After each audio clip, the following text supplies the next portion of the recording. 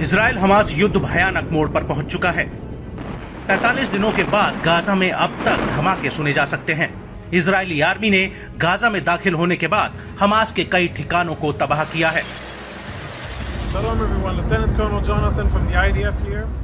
अल शिफा अस्पताल से इजरायली सेना लगातार नए खुलासे करने में जुटी है, लेकिन अभी तक इजराइल की सेना 7 अक्टूबर के हमले के मास्टरमाइंड याह्या सिनवार का पता नहीं लगा पाई है।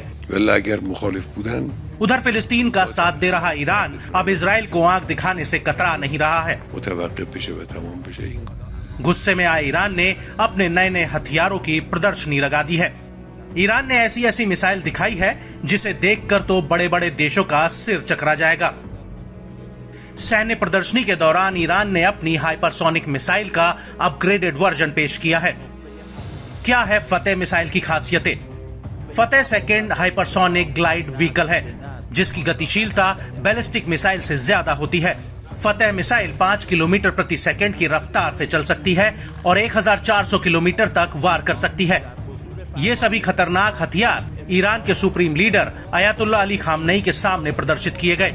इस्लामिक रेवोल्यूशनरी गार्ड कॉर्प्स ने फतेह हाइपरसोनिक मिसाइल के नए वर्जन के साथ कई आधुनिक ड्रोन भी दिखाए हैं। इस दौरान खामनेई ने कहा कि यहूदी देश नस्लवाद का एक प्रतीक बन गया है और पश्चिमी देश इस तबाही में उसकी मदद कर रहे हैं। इस तरह के नस्लवाद और अमानवीयता का परिणाम इजराइल को भोगना पड़ेगा।